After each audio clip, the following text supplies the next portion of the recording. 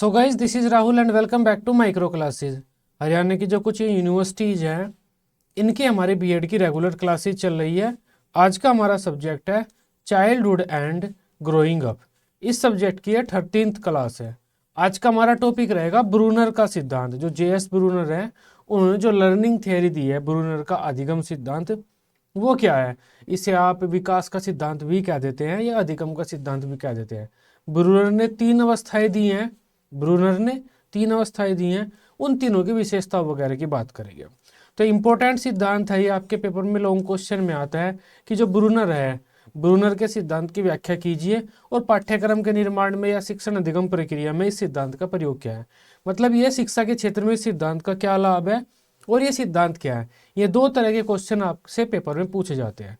जो बच्चे नोट्स वगैरह की क्वेरी कर रहे हैं, ये नंबर दिया हुआ है 9528219270। इस नंबर पर कांटेक्ट कीजिए, आपको आपकी जो यूनिवर्सिटी रहती है उसके पेड नोट्स प्रोवाइड करा दिए जाएंगे। अब अपने सिद्धांत की बात करते हैं। ब्रूनर का सिद्धांत, जेएस ब्रूनर का सिद्धांत, लर्निंग थियरी या ऐसे विकास का सिद्धांत कह लो, सेम ही है दोनों। अब देखो, पियाजे का सिद्धांत आपने पढ़ा होगा। पियाजे ने एक सिद्धांत दिया था, संज्ञानात्मक विकास का सिद्धांत। तो जो सिद्धांत पियाजे ने दिया था, जो बातें पियाजे ने बताई थी, वे सारी बातें आपको सेम इस सिद्धांत में देखने के लिए मिलेंगी। पियाजे के सिद्धांत की तरह से ये भी एक सिद्धांत है हमारा, जो बच्चों के विकास और बच्चों के सीखने की प्रक्रिया को समझाने का प्रयास करता है। जो जेएस ब्रूनर का ये सिद्धांत है, ये पियाजे के सिद्धांत के एक विकल्प के रूप में हमारे पास उपलब्ध है। अगर हम पियाजे के सिद्धांत को फॉलो नहीं करना चाहते तो ये एक विकल्प है, इस सिद्धांत को ले सकते हैं हम। उसी तरह की चीजें इस सिद्धांत में भी हैं और इस सिद्धांत का अनुसरण करके आगे बढ़ सकते हैं। तो जेएस ब्रूनर का इस सिद्धांत में इन्होंने क्या कहा, थोड़ा सा मैं वो बताता हूँ आपको। हमारे यहाँ देखो, समाज में या मनोविज्ञान में दो विचारधाराएं सबसे ज्यादा प्रसिद्ध है। एक है हमारा व्यवहारवाद, एक है रचनावाद। जिस रचनावाद जैसे ही सिमिलर ही होता है हमारे संज्ञानवाद भी। व्यवहारवाद क्या कहता है कि बच्चे निष्क्रिय ज्ञान के ग्राही होते हैं। मतलब बच्चे क्लासरूम में बैठे हुए हैं, अब एक टीचर जो ज्ञान उन्हें देना चाहते हैं बच्चे में उसे प्राप्त कर लेंगे। मतलब व्यवहारवाद ये कहता है कि एक टीचर जैसे जो चाहे किसी भी बच्चे को वो सिखा सकता है। बच्चे की प्रकृति वगैरह पर इसमें हम ज्यादा बल नहीं देते। इसके विपरीत दूसरी विचारधारा हमारी होती है रचनावादी विचारधारा। रचनावादी विचारधारा क्या होती है? उसमें हम ये मानते हैं कि बच्चे खुद सक्रिय रहकर अपनी इच्छा वगैरह के अनुसार अपने आसपास के वातावरण की खोजबीन करके स्वयं ज्ञान का निर्माण करते हैं। बच्चे निष्क्रिय ज्ञान के ग्राही नहीं होते, बच्चे सक्रिय ज्ञान के बच्चे सक्रिय ज्ञान के निर्माता होते हैं। बच्चे खुद क्रियाएं करेंगे और क्रिया करके अपने अनुभव बनाएंगे, उनसे सीखेंगे। तो यही बात रचनावाद कहता है, और रचनावाद जो बात कहता है वे सारी बातें आपको इस सिद्धांत में देखने के लिए मिलेंगी। तो ये जो हमारा जेएस ब्रूनर का सिद्धांत है, ये क्या कहता है? जेएस ब्रूनर का सिद्धांत का क्या नाम है? खोज अधिगम सिद्धांत। मतलब हम अपने आसपास के वातावरण की खोज करते हैं और उससे हम चीजों को सीखते हैं। जो बच्चे अपने आसपास के वातावरण की खोज करेंगे, जो उनके पास जो भी माहौल है, जो भी पर्यावरण है, उसमें वे खोजबीन प्रक्रियाओं में लिप्त रहेंगे और इससे में जब खुद सक्रिय रहेंगे तो अपने अनुभव का निर्माण करेंगे और कुछ ना कुछ चीजें सीखेंगे। न कि बच्चे ऐसे बैठे हुए हैं और उनके माँ बाप उन्हें लेक्चर दे रहे हैं, टीचर लेक्चर दे रहा है, बच्चे सीख लेंगे। ऐसा नहीं होता। जेएस ब्रूनर ने ये कहा था, ऐसा नहीं होता कि बच्चे बैठे हुए हैं, टीचर आया और माँ बाप आए, उन्हें लेक्चर दिया, उन्हें बताया क्या चीज़ समाज में कैसे होती है, क्या चीज़ आपको करनी चाहिए, और बच्चे में सारी चीज़ें ऐसे ही सीख लेंगे। ऐसा नहीं होता। बच्चे खोज वगैरह के माध्यम से सीखते हैं। आसपास का जो भी वातावरण होता है उनका, उसमें वे खोजबीन की प्रक्रियाओं में लिप्त होते हैं और इसके द्वारा बच्चे सीखते हैं। समझ में आई बात? बच्चे सक्रिय ज्ञान के ग्राही हैं, न कि बच्चे सक्रिय ज्ञान के निर्माता हैं, न कि निष्क्रिय रूप से बैठकर ज्ञान को ग्रहण करते हैं। चलो, जो जेरोम ब्रूनर का यह सिद्धांत पियाजे के विकल्प के रूप में उपलब्ध है। ब्रूनर का यह सिद्धांत खोज आधारित रचनावादी अधिगम का सिद्धांत है। मतलब बच्चे खुद खोज भी नहीं करेंगे तब अधिगम होगा। तो ये रचनावादी अधिगम सिद्धांत है। रचनावाद के बारे में मैंने बता दिया है। रचनावाद एक ऐसी विचारधारा है जिसमें हम मानते हैं कि बच्चे सक्रिय रहकर खुद ज्ञान का निर्माण करते हैं। खुद करेंगे में और खुद करके चीजों को सीखेंगे, ना कि जो दूसरों ने बता दिया मैं डायरेक्ट उसे सीख लेंगे। जैसे अगर कोई मशीन है, मैं बता देता हूँ, इसका ये बटन ऐसे ऐसे दबाना है, ये इस तरह चलती है।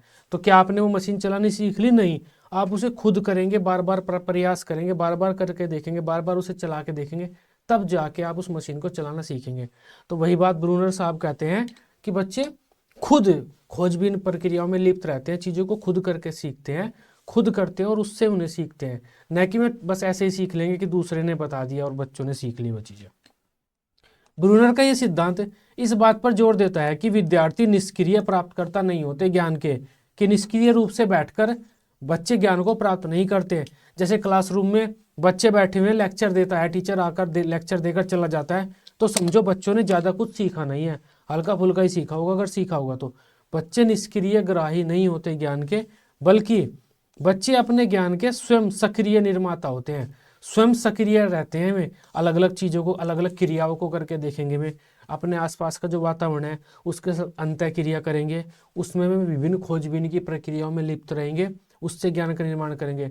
उनके पास रेत वगैरह है, मिट्टी है, उससे कुछ भी बना देंगे वे, और उससे भी चीज़ों को सीखेंगे कि अच्छा मिट्टी से ये भी बन सकता है। बच्चे स्वयं खोज और अन्वेषण के माध्यम से सबसे अच्छा बेहतर सीखते हैं। ब्रूनर के अनुसार बच्चे अपने आसपास की दुनिया के साथ सक्रिय अनुभव के माध्यम से अपने ज्ञान और अर्थ का निर्माण करते हैं। अतः खोज अधिगम उन समस्या समाधान की परिस्थितियों में होता है जहां विद्यार्थी अपने अनुभव और ज्ञान के आधार पर नवीन तथ्यों की खोज करता है। मतलब हम अपने अनुभव और ज्ञान का यूज करके अपने आसपास के वातावरण में खोजबीन प्रक्रियाओं में लिप्त रहकर नवीन तथ्यों की जब खोज करते हैं, उसे हम कहते हैं खोज अधिगम। या ये चीज़ ब्रूनर कहता है कि बच्चे इस तरह से सीखते हैं, इस तरह से नवीन तथ्यों खोज करते हैं। ब्रूनर के अनुसार सीखने में चिंतन करना, स्कीमा, नियोजन, ये सब उपयोगी होते हैं। स्कीमा चिंतन वगैरह सोच विचार करेंगे। स्कीमा क्या होता है? हम अपने आसपास की जो चीज़ें देखते हैं उनकी एक मानसिक छवि बना लेते हैं, उसके बारे में भी हम आगे बात करेंगे। उन छवियों के द्वारा बच्चे सीखते हैं, तो ये सब चीज़ें बच्चों के सीखने में हेल्पफुल होती है। इस प्रकार यह सिद्धांत इस बात पर जोर देता है कि विद्यार्थी या बच्चे ज्ञान के निष्क्रिय प्राप्तकर्ता नहीं होते, बल्कि सक्रिय खोजबीनकर्ता होते हैं। अतः यह सिद्धांत रचनावादी दृष्टिकोण पर आधारित है। इसमें करके सीखने, समस्या समाधान और नवीन ज्ञान को पूर्व ज्ञान से जोड़ना, ये सब चीज़ें महत्वपूर्ण होती हैं, और इसमें शिक्षक एक मार्गदर्शक की भूमिका निभाता है। अगर आपने रचनावाद के बारे में पढ़ा है या आपने पियाजे का सिद्धांत पढ़ा है, तो आपने ये पढ़ने, इतना समझने के बाद ये दिमाग में आया होगा आपके कि ये बिल्कुल उसके जैसा ही है। हल्की फुल्का सा थोड़ी बहुत इधर उधर बातें कहता है। पियाजे क्या कहता है कि हम वातावरण के साथ अंतः क्रिया करके सीखते हैं। जो हमारा वातावरण है उसमें हम अलग अलग अंतः क्रियाएं करेंगे, बच्चों का ज्ञान प्राप्त होगा, बच्चे चीज़ें सीखेंगे। ब्रूनर क्या कहता है? हम अपने वातावरण में खोजबीन प्रक्रियाओं में लिप्त रहते हैं, या अपने ज्ञान, बुद्धि, अपनी समझ, अपने अनुभव का प्रयोग करके उसमें वातावरण में खोजबीन प्रक्रियाओं में लिप्त होते हैं और नवीन चीज़ की खोज करते हैं, इससे हम कुछ सीखते हैं। चलो, अब ब्रूनर ने 3 अवस्थाओं की बारे में चर्चा की है। पियाजे ने अपने सिद्धांत में 4 अवस्थाएं बताई थी कि जैसे जैसे बच्चों का विकास होता है तो वो विकास अलग अलग इन अवस्थाओं में इन अवस्थाओं से होकर गुजरता है। तो ब्रूनर ने भी ये कहा कि बच्चों का जैसे जैसे विकास होता है वैसे वैसे वे अपने वातावरण में अलग अलग खोजबीन क्रियाओं में लिप्त होते हैं, सीखते जाते हैं। तो बच्चे जैसे जैसे बड़े होते हैं, विकास की इस प्रक्रिया में बच्चे 3 अवस्थाओं से होकर गुजरते हैं। क्रियात्मक अवस्था, प्रतिबिंबात्मक अवस्था भी हम इसे कह देते हैं, प्रतीकात्मक अवस्था भी इसे हम कह देते हैं, और सांकेतिक अवस्था। क्रियात्मक अवस्था में बच्चा 0 से 2 वर्ष का रहता है, प्रतीकात्मक अवस्था में बच्चा 2 से 7 वर्ष का रहता है, और सांकेतिक अवस्था में बच्चा 7 वर्ष या उससे ज़्यादा रहता है। अब एक एक करके बताता हूँ इन अवस्थाओं की क्या विशेषता है। देखो, क्रियात्मक अवस्था में बच्चा विभिन्न क्रियाओं, इंद्रियों के द्वारा विभिन्न क्रियाओं को करके सीखता है।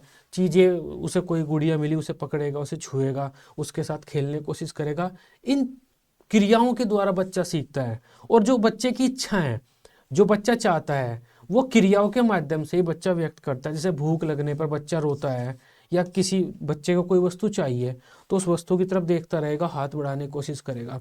तो बच्चा क्रियाओं के द्वारा सीखता है। इस अवस्था में उसकी बुद्धि का इतना विकास नहीं होता कि वह चिंतन मनन कर सके या भाषा का प्रयोग कर सके।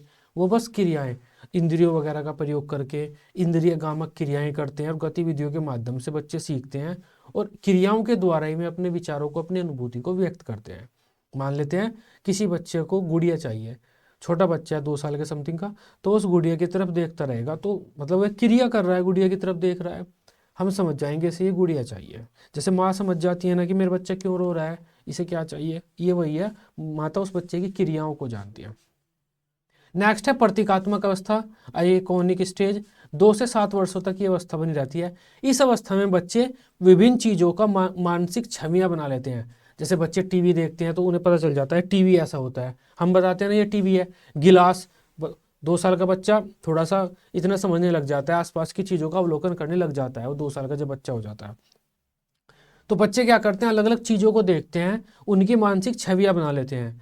मानसिक छवियां एक मानसिक मानचित्र, मस्तिष्क में एक डायग्राम इमेज बना लेंगे कि वो चीज़ ऐसी होती है, और इसे ही हम स्कीमा कहते हैं। हम अलग अलग चीज़ों की जो मानसिक छवियां बनाते हैं उसे हम स्कीमा कहते हैं। जैसे बच्चे ने रोटी देखी, मम्मी लेकर आई, बेटा लो रोटी ले लो, तो बच्चे ने देखा ये गोल वाली जो चीज़ है वो रोटी होती है, तो रोटी की उसने एक मानसिक छवि बना ली बच्चे ने कि जो गोल ऐसी चीज़ होगी वो रोटी होगी। उसने एक टीवी की छवि बना ली कि ऐसा कोई चीज़ होती है वो टीवी होती है। बेलन होता है, जो गेट होता है घर का, बेड होता है। तो जो भी चीज़ें बच्चा देखता है उनकी एक इमेज अपने मस्तिष्क में बनाता रहता है कि ऐसी कोई भी चीज़ होती है, बेड होता है वो। तो बच्चा जब भी ऐसी कोई गोल चीज़ देखता है उसे रोटी कहता है, थोड़ी लंबी सी चीज़ देखता है वो कहता है बेलन है। तो मतलब बच्चा इन इमेजेस के द्वारा सीख रहा है इस अवस्था में। प्रतीकात्मक अवस्था में बच्चा, प्रतिबिंबात्मक अवस्था भी बोलते हैं इसे, प्रतिबिंबात्मक अवस्था। तो इस अवस्था में बच्चा प्रतीकों के, इमेजेस, चित्रों के द्वारा सीखता है। अलग अलग चीज़ों की वो अपने मस्तिष्क में अलग अलग चित्र बना लेता है, और उन चित्रों के द्वारा बच्चा सीखता है, और इन चित्रों के द्वारा बच्चे का विकास होता है। तो ये लगभग 2 से 7 वर्षों तक बनी रहती है ये अवस्था। इस अवस्था में बच्चे मूर्त स्तर पर सोचने और समझने लग जाते हैं। मूर्त का मतलब होता है जो चीज़ हमारे सामने हमें दिख रही है वो मूर्त होती है। तो मूर्त चीज़ें जो बच्चों के सामने भी पड़ी हुई हैं उन्हें भी समझने लग जाते हैं, उनके साथ अंतःक्रिया वगैरह करनी शुरू कर देते हैं। इस अवस्था में बच्चों में दृश्य श्रव्य स्मृति विकसित होती है। बच्चे छवियों और दृश्यों के माध्यम से सीखते हैं। इस कारण इस अवस्था में बालकों में बोध विकसित करने के लिए चित्रों, मूर्तियों और प्रतिमानों का अधिक प्रयोग किया जा सकता है। देखो यहाँ पर एक बात लिखी हुई है, इस अवस्था के बच्चों को अगर हमें कुछ सिखाना है ना तो अलग अलग चीज़ों के चित्र दिखाने पड़ेंगे, या वे रियल ऑब्जेक्ट उनके सामने लेकर आने पड़ेंगे। जैसे जैसे ऑब्जेक्ट हम बच्चों के सामने रखेंगे वही चीज़ें बच्चे सीख जाएंगे। अगर हम चाहते हैं बच्चा बाइक अच्छी चलाए तो उसके सामने ऐसी बाइक वगैरह रखनी होगी, बच्चा उन्हें उनके साथ अंतःक्रिया करेगा, तो उनकी इमेज बनाएगा अपने मस्तिष्क में और उनसे सीखेगा। तो इस अवस्था में बच्चों के आसपास जो चीज़ें होती हैं बच्चे उनकी छवियाँ बनाते हैं मानसिक, उनके द्वारा बच्चे सीखते हैं। और इस अवस्था में बच्चों में ये जो श्रव्य दृश्य स्मृति होती है उसका विकास हो जाता है। अतः प्रतिबिंबात्मक अवस्था में बच्चे विभिन्न दृश्यों, चित्रों और प्रतिमाओं को देखते हैं, उनकी मानसिक छवियाँ बनाते हैं और उनके द्वारा उनका विकास होता है। इस प्रकार वे सीखते हैं। तो अलग अलग चीज़ों की बच्चे मानसिक छवियाँ बनाते हैं, इससे वे सीखते हैं प्रतिबिंबात्मक अवस्था में। नेक्स्ट है सांकेतिक अवस्था। इस अवस्था में बच्चे संकेतों का प्रयोग करना शुरू कर देते हैं। जैसे ये मोबाइल है, तो इसका, ये मोबाइल है, इसका एक संकेत है मोबाइल। जब मैं मोबाइल बोलूँगा तो वो मोबाइल इसे इंडिकेट करेगा। ये पेन है, जब भी मैं पेन बोलूँगा तो ये पेन, सब पेन सोचेंगे। तो भाषा का प्रयोग करना सीख जाते हैं। भाषा क्या है, संकेत ही तो है। अलग अलग चीज़ों के साथ हमने अलग अलग भाषाई संकेत जोड़ दिए हैं। जैसे हमारा क्या है, मेज है, मेज है, हिंदी में उसे मेज कहते हैं, इंग्लिश में टेबल कहते हैं, दूसरी भाषा में उसे कुछ और कहते होंगे। तो वे संकेत ही तो जोड़ दिए हमने उस वस्तु के साथ।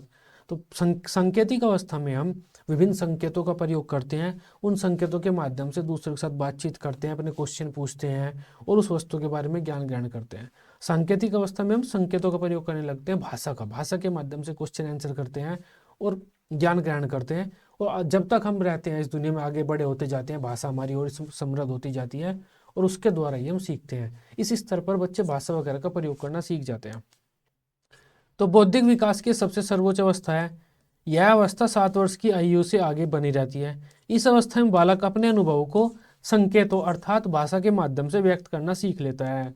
इस अवस्था में बालक भाषा और प्रतीकों का प्रयोग करना सीख जाता है। इस अवस्था में बच्चे अपने अनुभवों को शब्दों के द्वारा व्यक्त करते हैं। इस प्रकार बालक विभिन्न संकेतों के द्वारा इस अवस्था में तथ्यों का ज्ञान प्राप्त करता है, सीखता है और इससे उसका विकास होता है। तो ये 3 अवस्थाएं थी। पहली अवस्था हमारी क्रियात्मक अवस्था, इसमें बच्चे विभिन्न क्रियाओं को करके अपने व्यवहार को दर्शाएंगे, क्रियाओं के द्वारा सीखेंगे। प्रतीकात्मक अवस्था में बच्चे विभिन्न प्रतीकों को पहचानना सीख जाते हैं, उनकी मानसिक छवियां बनाते हैं, विभिन्न प्रतीकों के द्वारा सीखने लगते हैं। सांकेतिक अवस्था में बच्चे भाषाई प्रतीक, चिन्ह इनका प्रयोग करने लगते हैं और इनके द्वारा सीखते हैं। तो ये आज का हमारा सिद्धांत था। अब इसके यूज की बात करते हैं कि जो ब्रूनर का सिद्धांत है वो एजुकेशन के फील्ड में किस तरह से यूज हो सकता है। सिंपल सा है, देखो, एक तो ब्रूनर ने ये बताया है अलग अलग स्टेजेज होती हैं बच्चों की, उन अलग अलग स्टेजेज में बच्चे अलग अलग तरह से सीखते हैं। जैसे जिस स्टेज में जो बच्चा है, हमें उस बच्चे को उसी स्टेज के विशेषताओं के अकॉर्डिंग सिखाना चाहिए। पहली बात ब्रूनर ने ये बताई। दूसरी बात ये बताई ब्रूनर ने कि बच्चे खुद करके सीखना चाहते हैं, आसपास के वातावरण में खुद खोजबीन क्रियाएं करेंगे और उससे सीखेंगे। तो हमें बच्चों को सिखाने के लिए क्रियाओं में लिप्त रखना चाहिए, बच्चों से अलग अलग क्रियाएं करानी चाहिए। ये कुछ बातें ब्रूनर ने बताई हैं।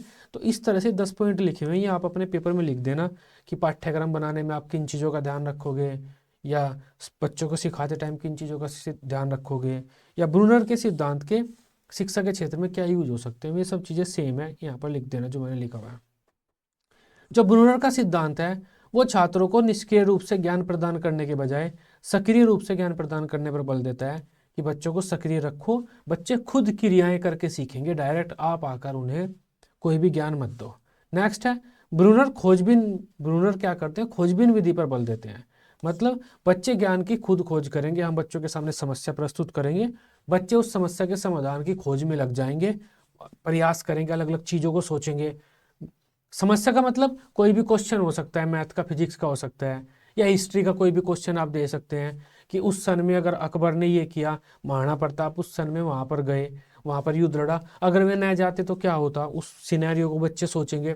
तो एक समस्या है, तो हम बच्चों के सामने समस्या प्रस्तुत करेंगे, बच्चे उस समस्या के समाधान में खुद लग जाएंगे, उसके खुद खोज करेंगे।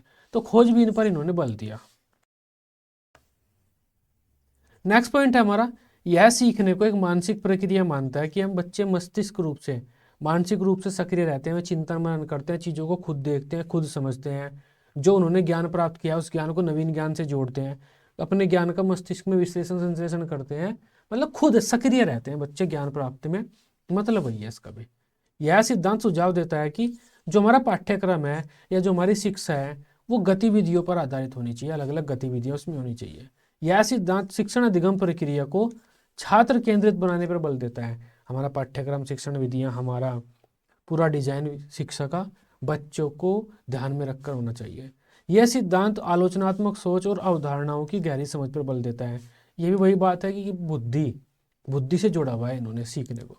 ब्रूनर के इस सिद्धांत के अनुसार पाठ्यक्रम के निर्माण बच्चों की विभिन्न अवस्थाओं के अनुसार होना चाहिए कि बच्चा विभिन्न अवस्थाओं से गुजरता है, तो जिस अवस्था के बच्चे के लिए पाठ्यक्रम बना रहे हैं उस अवस्थाओं की विशेषताओं के अनुसार होना चाहिए वो।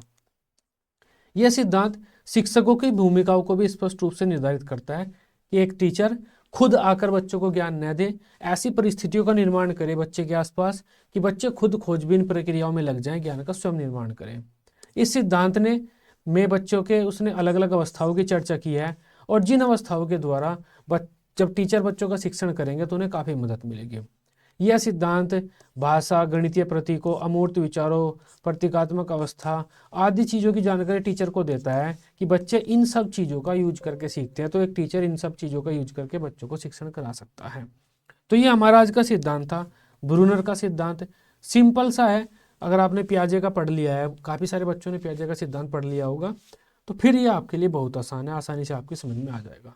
तो ये आज की हमारी क्लास थी। बाकी जो बच्चे नोट्स वगैरह की क्वेरी कर रहे हैं, वे नंबर दिया हुआ है 9528219270। इस नंबर पर कॉन्टैक्ट कीजिए। जो भी आपकी यूनिवर्सिटी रहती है, स्पेशल उस यूनिवर्सिटी के लिए इंपॉर्टेंट क्वेश्चंस के आपको नोट्स प्रोवाइड करा दिए जाएंगे। ठीक है, तो ये आज की हमारी क्लास थी। आई होप इस क्लास को आप बेहतर तरीके से समझ पाए होंगे। वीडियो अच्छी लगी हो, आप इसे अपने दोस्तों के साथ ग्रुप्स वगैरह में शेयर कर सकते हैं। बीएड की इसी तरह से सभी सब्जेक्ट की डेली रेगुलर क्लासेज लेने के लिए आप इस चैनल को सब्सक्राइब कर सकते हैं। Till then, bye bye, take care.